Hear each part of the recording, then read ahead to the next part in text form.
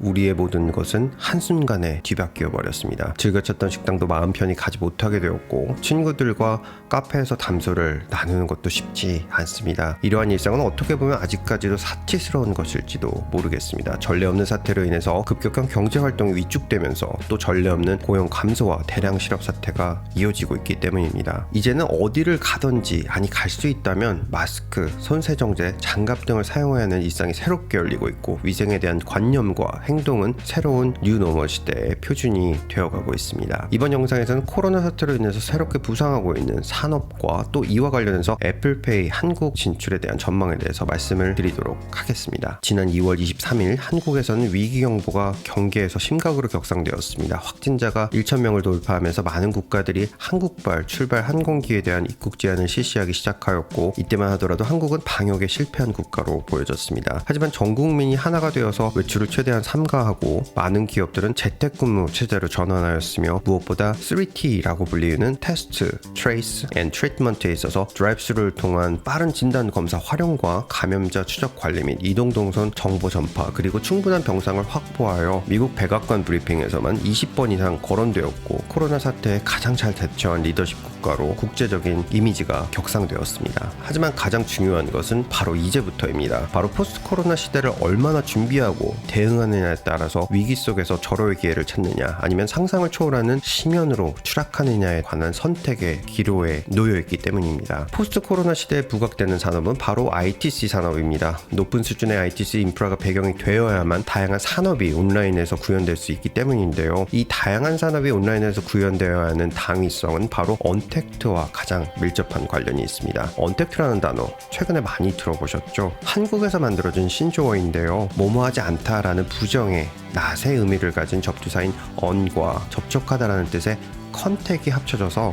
비접촉, 비대면 산업을 의미하는 언택트라는 신조어가 등장했습니다. 언택트는 정확히 영어권에서 쓰이는 말은 아닙니다. 영어로는 contactless라는 말이 정확한 표현인데요. 중요한 점은 비대면 산업을 적극 선도해야 한다는 것을 한국 정부에서부터 이미 모든 국민이 인지하고 있다는 데 무엇보다 큰 의미가 있습니다. 우리나라는 이미 ITC 인프라에 있어서는 전 세계 1위 경쟁력을 보유하고 있습니다. 또 높은 교육 수준에 있어서 새로운 기술의 도입 및 보급 속도 또한 세계적으로 가장 빠른 수준을 가지고 있습니다. 하지만 가장 안타까운 것은 정치적인 이슈나 특정 집단의 이익과 같은 문제들 때문에 생긴 수많은 규제들 때문에 빛을 보지 못했거나 규제에 묶여있던 것들이 정말 많이 있었습니다. 단편적인 예로 바로 비대면 의료 서비스죠. 원격 의료가 있습니다. 비대면 산업을 선도하는 산업에는 어떤 것들이 있는지 살펴보도록 하겠습니다. 스마트폰이나 컴퓨터 혹은 전화를 이용해서 간단한 진료와 처방을 받을 수 있는 것이 바로 원격 의료의 핵심인데요. 우리나라에서는 원격 의료에 대한 관심이 이미 2000년 닷컴 버블 시대에서부터 있었습니다. 2010년에는 원격 의료 시행을 위해서 필요한 의료법 개정안이 국회에 제출되었으나 상정되지 못하고 폐기되었습니다. 2014년에도 2016년에도 동일하게 폐기되었습니다. 초단위로 변화하는 ITC 시대에 무려 20년이라는 시간 동안 특정 의료계의 반대로 시범 사업으로만 진행되고 있다가 코로나 사태로 인해서 급반전의 모멘텀이 생겼습니다. 바로 정부가 전화 상담과 처방 서비스를 한시적으로 허용하였고 13만 건의 원격 진료가 이루어졌는데, 그간 우려했던 오진의 사례는 단 한 건도 없었으며 오히려 신종 전염병 출현 등과 같은 상황에서 효율성과 안정성이 더욱 입증되는 결과가 도출되었습니다. 정부에서는 이를 바탕으로 21대 국회에서 속도감 있는 논의가 이루어질 수 있는 준비를 하고 있습니다. 이에 맞춰서 기대해 볼 수 있는 것은 바로 애플워치 ECG 기능입니다. 현재 한국에서 사용하고 있는 애플워치 ECG 기능은 의료법 때문에 사용이 원칙적으로는 불가능했었습니다. 정부에서는 규제 샌드박스를 시행해서 애플보다 먼저 워치 ECG 기능을 개발하고도 사용하지 못했던 국내 IT 기업 휴이노의 손목형 심전도 장치를 선정해서 특례 지정을 하였고, 지난 3월 성공적인 결과를 보고받았습니다. 이에 맞춰서 식약처에서는 모바일 의료용 안전관리 지침을 개정하였습니다. 세부적인 진행사항은 경과를 지켜봐야 하겠지만 빠르면 올해 가을부터는 애플워치의 모든 건강 기능을 한국에서 사용하실 수 있을 것으로 보입니다. 또 이와 관련된 애플워치 6에 관한 내용은 추후에 영상에서 말씀드릴 수 있도록 하겠습니다. 언택트 산업의 성공적인 정착의 가장 중요한 요소는 바로 보안입니다. 중요한 개인정보나 의료정보, 금융정보 등이 비교적 안정성이 보장되었던 오프라인 보관 및 인트라넷에서 사용되는 것과 달리 기본적으로 아이디와 패스워드만으로 관리되는 인터넷에서는 해킹의 표적이 되기 매우 쉽습니다. 실제로 코로나 사태가 장기화되면서 해킹 사례는 다양한 곳에서 세계적으로 매우 빠르게 증가하고 있습니다. 이에 따른 시큐리티 회사들의 성장과 각국 정보기관들의 분주한 움직임은 총성 없는 전쟁 수준으로 치닫고 있습니다. 코로나 사태의 최대 수혜 분야로 일컬어지는 곳이 바로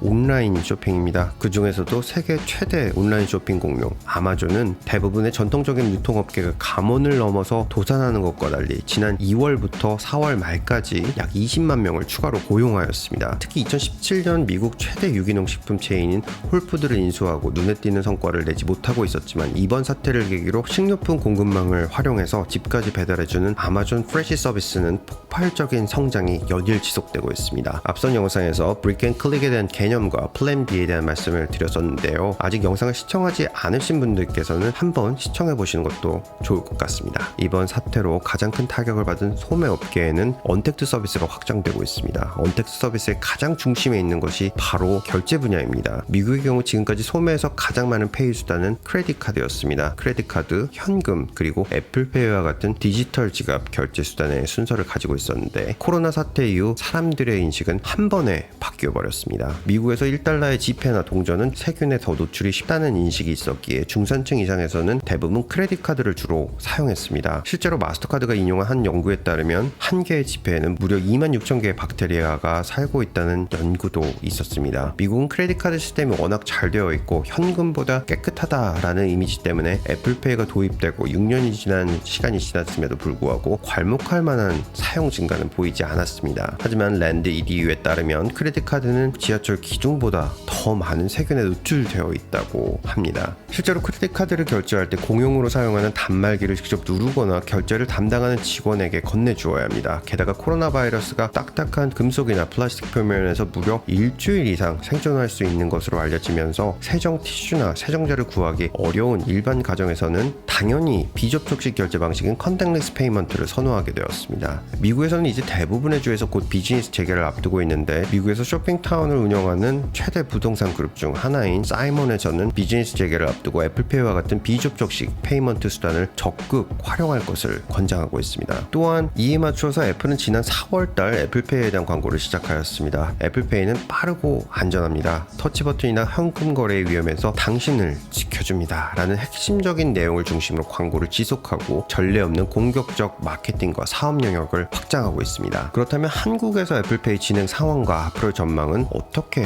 되는 것일까요? 작년에도 애플페이 관련 영상을 제작했었는데요. 해당 영상을 시청하고 보시면 더욱 이해가 빠르실 것 같습니다. 작년 애플페이 관련 내용의 핵심은 애플페이가 한국에 적용되지 못하는 두 가지 문제점에 있어서 첫 번째는 NFC 단말기 보급에 따른 문제와 두 번째는 수수료 때문이라는 말씀을 드렸습니다. 작년에 애플페이 출시 소문이 높게 올라간 이후에는 규제 샌드박스에 NFC 단말기를 사용할 필요 없이 결제 서비스에 NFC 기술을 이용할 수 있는 기술이 금융위원회에 상정되었기 때문이라는 말씀을 드렸었는데요. 한국 NFC는 이를 통해서 국내 최초이자 유일하게 합법적인 NFC 페이먼트 기술을 작년 8월 선보였습니다. 페이앱 라이트를 다운받으면 심지어 사업자 여부와 관계없이 스마트폰 NFC 결제를 받을 수 있게 되었습니다. 국내에서 NFC 단말기 보급과 결제에 따른 문제점이 해소되었다고 할 수 있습니다. 그럼에도 불구하고 올해 초 카드사들과 있었던 협상에서는 NFC 단말기 비용 대당 15만원과 과도한 결제 수수료로 인해서 결렬된 것으로 알려졌었는데요. 애플의 입장은 글로벌 카드 수수료 정책에 따라서 카드사에서 결제 시 1%의 수수료를 지불할 것을 요구하였다는 내용 때문이었습니다. 정확한 내용은 공개가 되지 않았지만